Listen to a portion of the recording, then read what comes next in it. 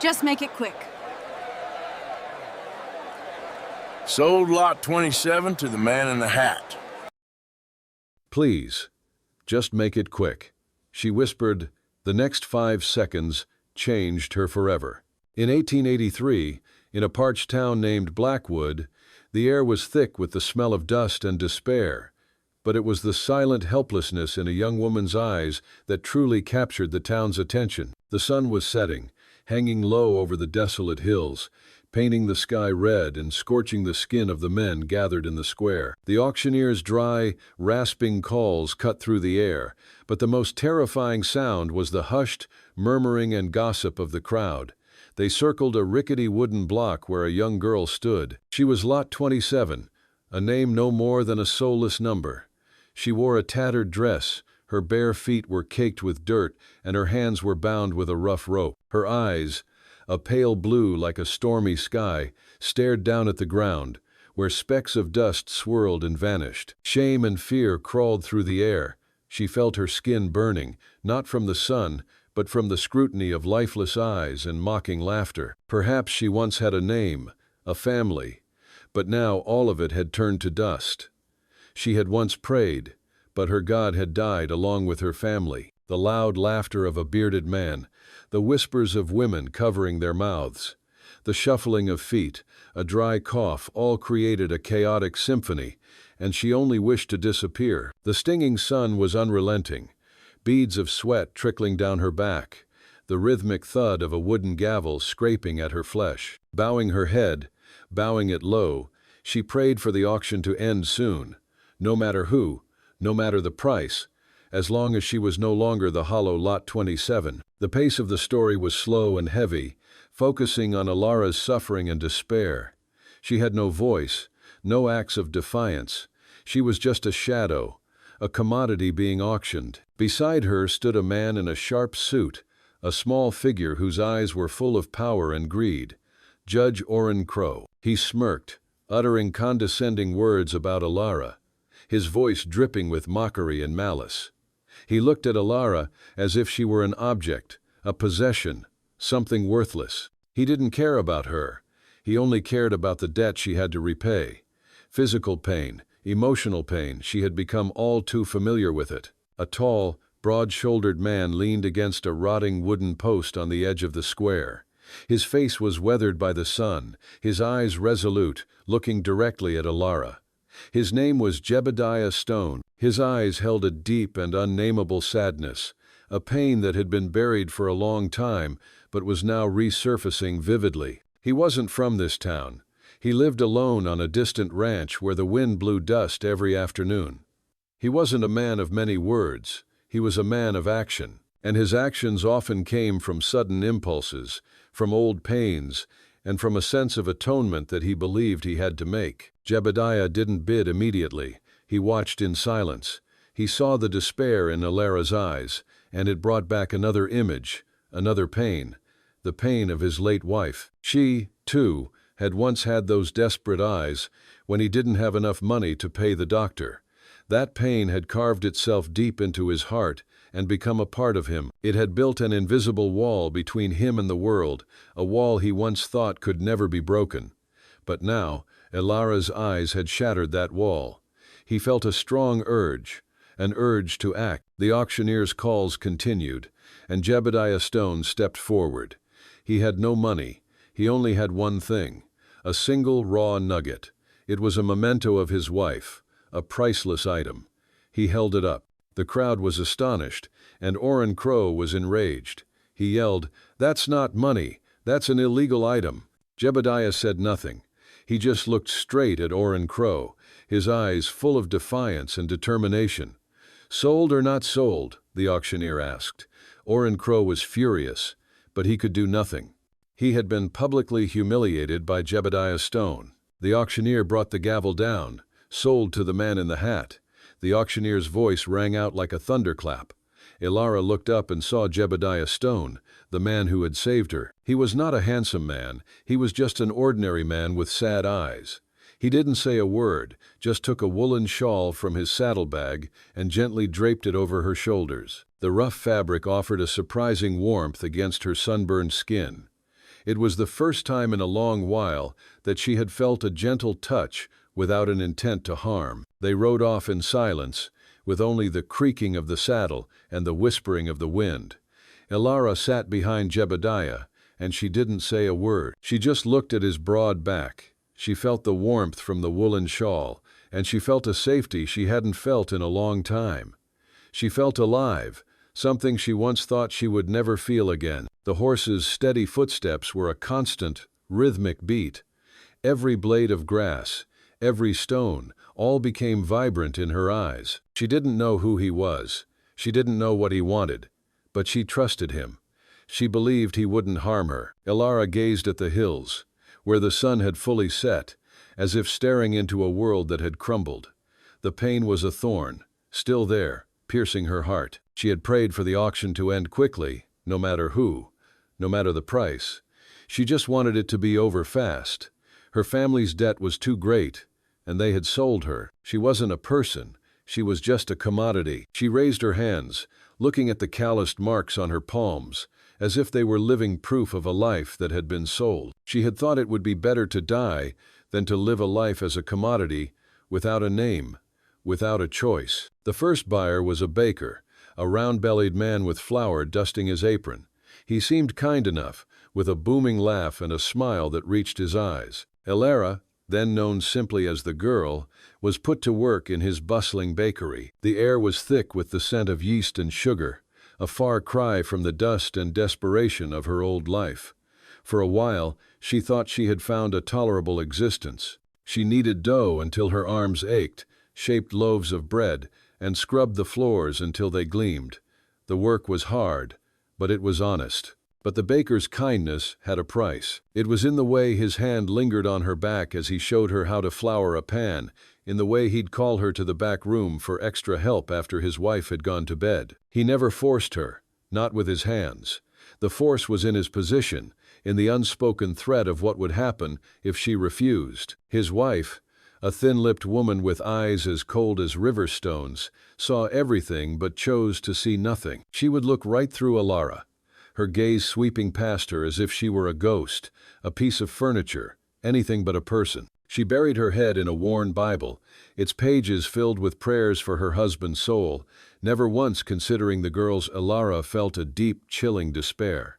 She was trapped in a gilded cage, a piece of property passed between silent complicity and feigned ignorance. The sweet smell of the bakery now felt cloying, suffocating her with every breath. The baker's debt grew, and Ellara was once again on the block. The next owner was a blacksmith, a hulking man with arms like tree trunks and a face perpetually smudged with soot. In his forge, the heat was a living thing, a roaring beast that consumed the air. The clang of the hammer against the anvil was a constant, deafening rhythm that vibrated through her bones. The blacksmith's wife, a stern and formidable woman, kept a sharp eye on her husband and on Ellara. She was not a kind woman, but she was fair in her own way. She assigned Ellara to the dirtiest, most menial tasks, hauling water, mending clothes, and tending to the garden. She treated her like a servant, a tool, but at least she was a tool with clear boundaries. But the blacksmith was a man of rough appetites. He was not as subtle as the baker. His touches were not lingering.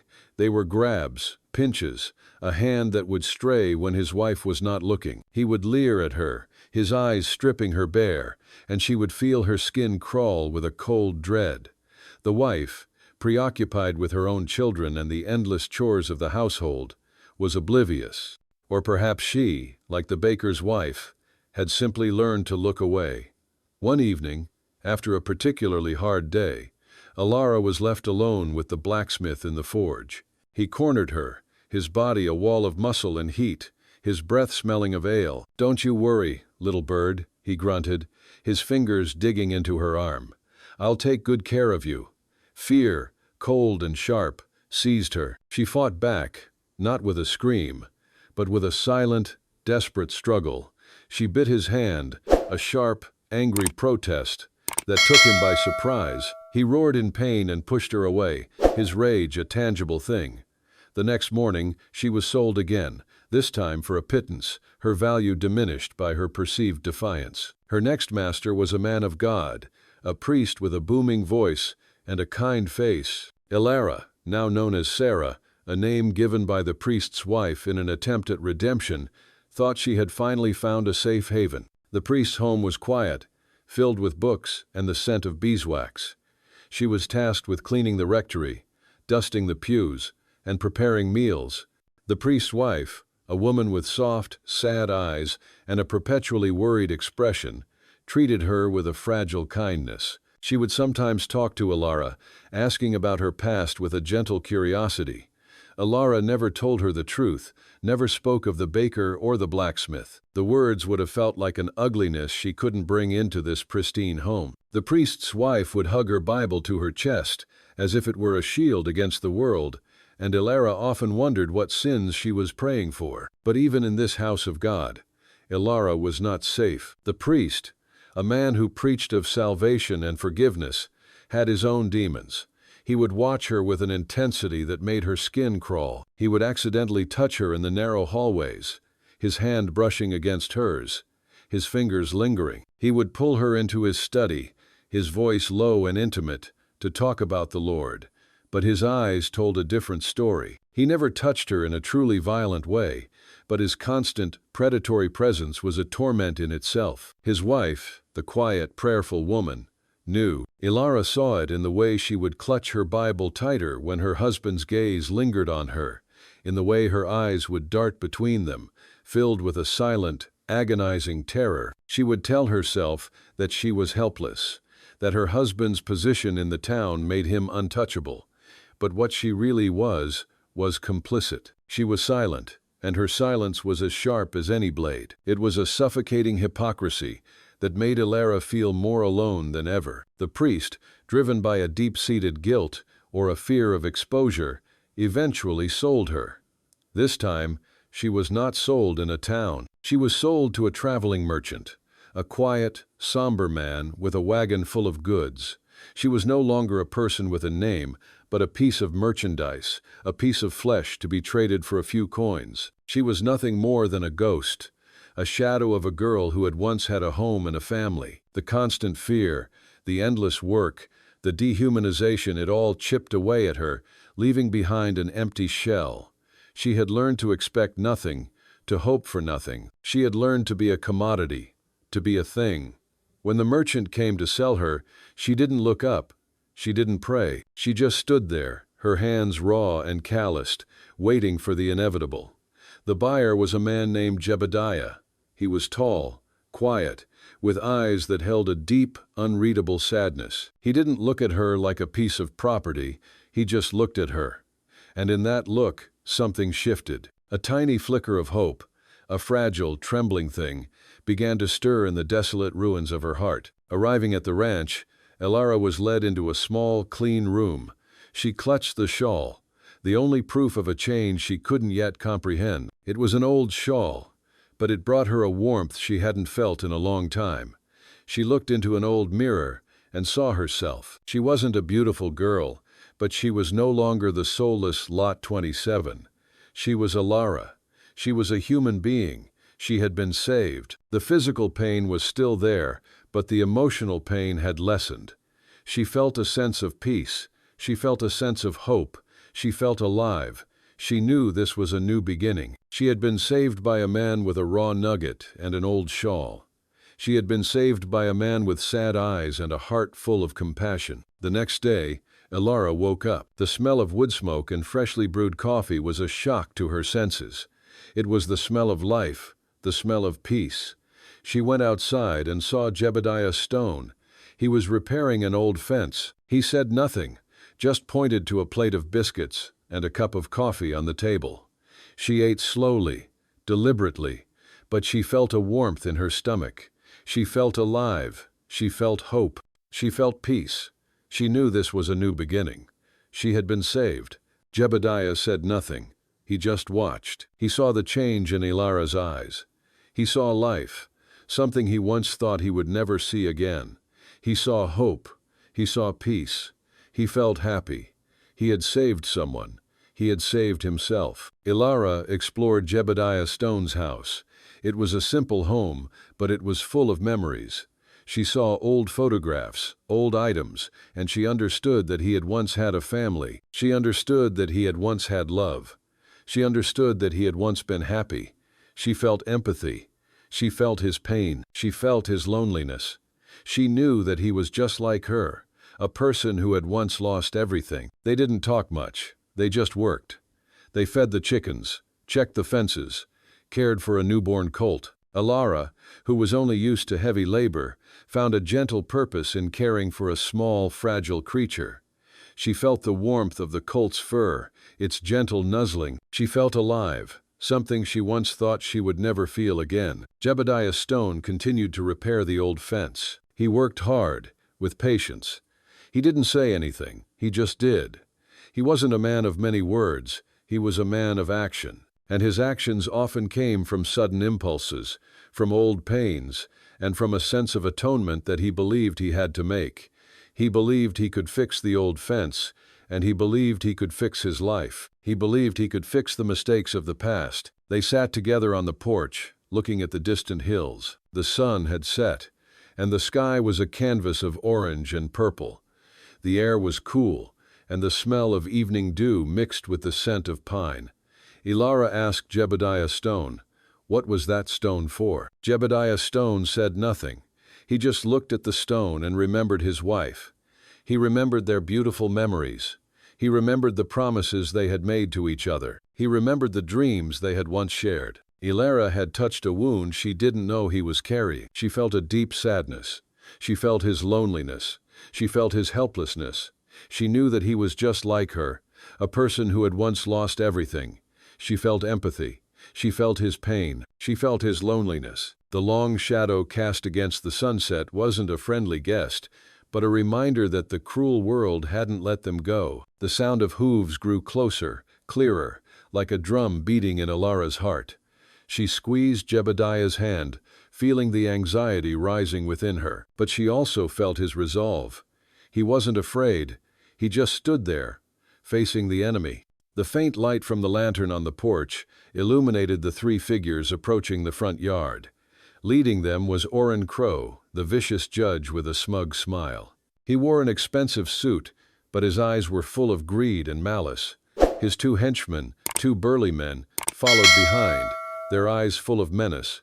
He made no secret of his intentions. He had come to reclaim Ellara, viewing her as stolen property. "Evening, Stone," Orrin Crow said, his voice mocking and contemptuous. "I thought you'd be hiding out here forever, but I was wrong. You're not hiding. You're just a fool. You think that raw nugget can buy a human being. You've broken the law, and she is still our debt." Ellara trembled. The old fear rose within her. She remembered his harsh words, the soulless eyes of the crowd, the feeling of despair standing on the auction block. She wanted to run, to hide in a corner, but she couldn't. She squeezed Jebediah's hand, and he squeezed hers back. He said nothing, but his actions said it all. He would protect her. Jebediah Stone did not back down. He stepped forward, shielding Ellara. He held an axe in his hand, not to threaten, but to show his integrity and determination. "I didn't buy her," Jebediah said, his voice deep and full of weight. "I was just a bidder for her freedom. I gave her back the things that men like you took away. Her name, her choice, and her dignity." Orrin Crow was furious. He pulled a small dagger from his belt and moved threateningly toward Jebediah. "You've said enough, Stone," he yelled. "You will pay for your foolishness." Ellara trembled, but she gripped a small stone in her hand, ready to fight. She was no longer a weak girl. She had become stronger. Jebediah did not back down. He raised the axe, not to attack, but to defend. He looked straight into Orrin Crow's eyes, his own eyes full of resolve and courage. "I am not afraid of you," Jebediah said, his voice heavy, like a declaration. "You can take the money back, you can take the nugget back, but you cannot take her freedom. Her freedom is not a commodity, it is a right." Orrin Crow faltered it. He had not expected such words from a simple man like Jebediah. He looked into Elara's fiery eyes, and he understood that she was no longer a weak person. He looked at Jebediah's axe, and he understood that he would not back down. He gave a weak laugh, a laugh full of contempt. "This isn't over, Stone," he said, then turned and rode away, leaving a lingering threat in the air. Oren Crow's threat did not scare them. It only made them stronger. They knew they would have to face more challenges. But they were no longer alone. They had each other. They had love. They had a life. They had a future. Ellara woke up in an incredible silence. The harsh sun of Blackwood had given way to the gentle light of early morning, filtering through the small window and casting long streaks on the clean wooden floor. The smell of wood smoke from the old fireplace mingled with the scent of fresh pine and the dampness of the earth after a night of dew. It was a strange smell, not the smell of sweat, dust, or fear. It was the smell of a home. She lay still on the bed, feeling the rough but clean fabric of the sheet, listening to the chirping of birds outside the window, a sound she hadn't heard in so long. Her heart was still beating fast, but it was no longer a frantic rhythm. It beat with a cautious skepticism. She wondered if it was all a beautiful dream, a sophisticated deception, before being pushed into another hell. With the wariness of a small, wounded animal, Ellara slid out of bed. Her entire body still ached, every muscle seeming to resist this sudden freedom. She pulled Jeb's shawl closer, its scent of him, of wood and earth, giving her a little bit of safety. The door to the room was unlocked. This disoriented her. During her time in captivity, the door had always been a harsh boundary, a declaration of her lack of freedom. Now, that boundary had disappeared. She stood at the threshold, taking a deep breath. The vast space of the house appeared before her. A simple wooden table was in the middle of the room, on it a plate of biscuits and a cup of cold coffee. She walked barefoot on the floor, moving as lightly as a shadow. She saw old items, a few faded pictures on the wall, a wooden shelf filled with books. All were neat and clean, with a sorrowful beauty. It was the beauty of a person who once had everything but now only had fragments of memories. Her eyes stopped on a small, intricately carved wooden box. On it was a raw nugget. It was not a sparkling gem, but an ordinary stone, with natural cracks and veins. But she knew this was the stone Jebediah Stone had used to buy her. She reached out and lightly touched it, feeling its roughness and coldness, but also feeling a strange warmth. That stone was not meant to buy a person. It was a priceless item, a symbol of sacrifice and compassion. Outside the window, an image had caught her eye. Jebediah Stone was standing by the fence, with an axe in his hand. He didn't swing the axe wildly, but slowly, carefully, as if he wasn't chopping wood, but mending something. Each swing of the axe he brought down on a new piece of wood created a deep, steady sound. It was not the sound of anger, but the rhythm of patience. Ellara stood watching him in silence, realizing that this man was not just repairing a fence, he was mending a rotted life, just as he had saved her. They didn't speak, only communicated with small gestures. When Jebediah came back inside, he didn't look at her, simply placed a hot cup of coffee on the table. He sat down in the chair opposite her, not eating or drinking, just looking out the window. The silence between them was not awkward, but a space for both of them to reflect and feel. Ellara, after a moment's hesitation, took a biscuit. It was a small act, but full of weight. It was the first act of trust, a nod to the kindness she never thought she would receive. The biscuit was crispy, and its gentle sweetness spread in her mouth, chasing away the bitter taste of fear. Then, Jebediah took her outside. It wasn't for hard labor, but to care for a newborn foal. The tiny, wobbly creature stood unsteadily beside its mother. Ellara reached out and gently stroked its soft coat. She felt warmth, life something she had thought she'd never feel again.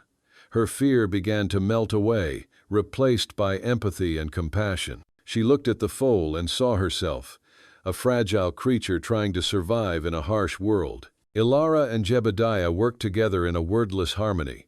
He guided her with gestures, and she understood.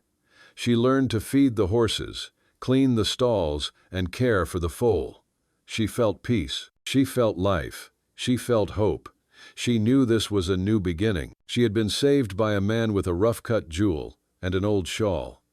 She had been saved by a man with eyes full of sorrow and a heart full of love. One afternoon, while she was brushing the foal, she saw Jebediah standing by the fence, his gaze fixed on the distant horizon. He seemed lost in another world, a world of pain and memories. Ellara felt a strong urge. She couldn't bear the silence anymore. She needed to know the truth. She needed to know why he had saved her. She needed to know why he had used something so valuable to buy someone as worthless as her. That stone, what was it for? Ellara asked, her voice trembling but full of determination. It was the first real question she had asked since the day she was saved. Jebediah Stone stopped, his hands still resting on the cracked wood, his face turned away. Her question had touched a wound she didn't know he carried. The peaceful look in his eyes was gone, replaced by a deep sadness. Jebediah sighed, a heavy, weighted sound. He looked at his rough hands, his fingers clenching as if trying to hold on to something invisible. That gem, it was my wife's, he began, his voice low and hoarse, like burning wood in a fireplace. Her name was Sarah. She found it out here, on that hill. She loved it, said it didn't sparkle like a diamond, but it had a genuine beauty, just like our life. Ellara listened, unblinking. She pictured a woman with a warm smile, a woman with a genuine love for a man who was once happy. The pain in Jebediah's voice wasn't a fresh wound, but the ache of an old scar that still throbbed sometime. He continued, his voice growing weaker. One day, she got a fever. I went for a doctor, but the town was too far, and I didn't have enough money. I ran like a madman, but by the time I got back, it was too late. He stopped, bowing his head, his shoulders shaking. She died in my arms, and I couldn't do anything. I let her go. Ellara clenched her hands. She understood that feeling, the profound helplessness, the guilt of not being able to save someone you loved.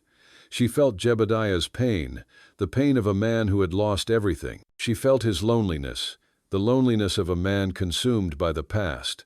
She looked at the rough gem on the table, and now it was no longer a lifeless object, but a symbol of love, of pain, and of regret. Ellara looked up at the night sky, a memory from long ago suddenly rushing back, a memory from when she was a child, and the world was still full of bright colors. When I was little, she said softly, her voice like the wind, my mother used to say I'd marry the kindest man in the world, that he would pay a ton of gold and silver for me, and I would live a happy life.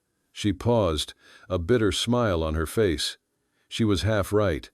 You're the kindest man in the world, but you only paid with one rough stone. Ellara turned to look at Jeb, a glint of light in her eyes. She let out a small, fragile, but genuine laugh. It wasn't a laugh of joy, but a laugh of release, of acceptance. Jebediah looked at her, and he smiled too. He didn't say anything, but he understood. He understood the bitterness in her words, and he also understood the relief of being able to say them. His deep, warm laugh echoed in the quiet space, blending with hers to create a wondrous symphony. Jebediah's eyes didn't just see Ellara. They saw through the dusty haze of the past, seeing a glimmer of light in her. In the soft glow of the stars, his eyes were no longer the sorrow of a man who had lost everything, but the tenderness of a man who had found hope. His gaze held no possession, but respect, admiration. He looked at her, not as a possession, but as a star that had fallen from the sky, twinkling in the darkness of his life. His eyes were like a warm stream, washing away the scars in her soul, bringing her a peace she never thought she'd have. In that moment, there were no words, no turmoil, just two souls that had found healing and each other. One clear morning, an unexpected visitor arrived at the farm, breaking the fragile peace that had begun to blossom. It was a gaunt and weary old man who introduced himself as Elara's distant great-uncle. He said he had been searching for her for a long time, that her family had paid off their debts and were worried about her and wanted her to come home to be cared for. Instead of living a hard life in this desolate place, they had always been tormented by the decision to sell her. The uncle's eyes were full of pity and concern. "You don't belong here, Ellara," he said, his tone gentle but persuasive. "You're a woman raised with comfort, not to live the life of a farmer's wife. Come home, you'll be taken care of. You won't have to do any heavy work. I promise I'll look after you." Ellara looked toward Jebediah. He stood there, silent as always, but she could feel a deep helplessness in his eyes. He didn't say a word to make her stay, because he believed she had the right to choose. He had given her freedom, and he didn't want to take it away by forcing her to stay. A fierce internal struggle took place within Ellara. On one side was the security, the stability she had long lost. On the other was a man who had saved her, who had given her back her dignity, but couldn't promise a certain future. She struggled immensely, and finally, she made a decision. "I'll go with you, Uncle," she said, her voice shaky but resolute. "But I want to say goodbye to Jebediah, to say my farewells." The farewell was a painful silence. Ellara didn't dare to look him in the eyes. She only looked down at the ground, where specks of dust swirled and disappeared. He said nothing, just took a shawl from his saddlebag and draped it over her shoulders. This shawl, which he had first put on her to save her from shame, now served as a parting full of regret. She couldn't hold back the tears, which streamed down her cheeks, falling onto the shawl. She rode away, and never once looked back. Jebediah stood there, watching her silhouette disappear over the hills. He didn't say a word, but the pain in his eyes said it all. Once again, he had lost someone. In the days after Ellara left, Jebediah's farm was shrouded in a heavy silence. It wasn't the familiar quiet of a man living alone, but the emptiness of a home that had once held laughter. The fragrant smell of coffee was gone, replaced by the ghost of empty cups. The chair on the porch, where Ellara used to sit, was now a painful reminder of a void that couldn't be filled. Jebediah's sorrow wasn't the grief of an ordinary man, but the sadness of arid land that had once been watered by rain, but now faced a drought. His heart, like that land, had once sprouted hope, but now was left with deep cracks, waiting for a rain he knew would never come. He didn't just lose a person, he lost a part of himself. Loneliness returned, not as an old friend, but as a defeated enemy now returning to claim its final victory. He tried to convince himself that it was a good thing, that she had gone back to her family, to a better life, that he had done the right thing. But every time he sat on the porch, looking at the horizon, he saw the image of the girl who used to sit there, telling small stories, who used to laugh when he talked about how slow he was. His sadness wasn't the sadness of loss, but the sadness of emptiness, of a future that had once begun to bloom but was now gone. His pain wasn't the pain of separation, but the pain of loneliness that had returned. His heart, after all those days of warmth, was now cold again. One quiet afternoon, Jebediah rode back to the farm. The setting sun painted the sky crimson, but his heart was only gray. He dismounted and walked heavily toward the house. His steps were heavier than ever, as if he were carrying a boulder on his shoulders. He opened the door, and a familiar scent hit him, a scent he thought he would never smell again. The smell of boiling water on the stove, and the fragrant aroma of corn soup. He froze, his heart pounded, a rhythm he thought he would never feel again. The scent wasn't just the smell of soup, but the smell of life, the smell of hope. He stepped inside and saw her, Ellara, standing at the stove, her back to him. Her small back was no longer frail, but resilient.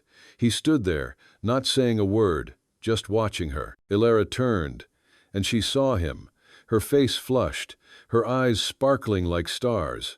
She said nothing, just lowered her head, nervously picking at the hem of her dress. Fear had returned to her eyes, but this time it wasn't the fear of despair, but the fear of rejection.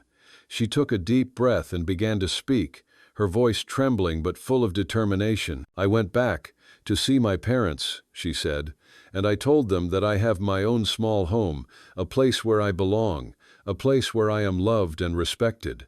She looked up at him, her eyes pleading. Will you accept me? Will you accept a woman who was once sold?" Jebediah said nothing. He walked over to her, his eyes no longer sad, but full of tenderness and love.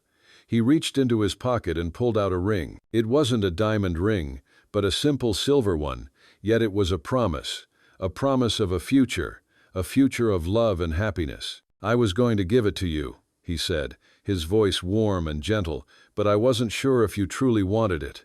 I didn't want to force you, didn't want to take away your freedom." Ellara looked at the ring, and tears began to flow. She couldn't control her emotions. She looked into his eyes and saw love, respect, tenderness. She saw a man who had saved her, who had given her back her dignity, and now was giving her love. She took his hand and said, "I want it.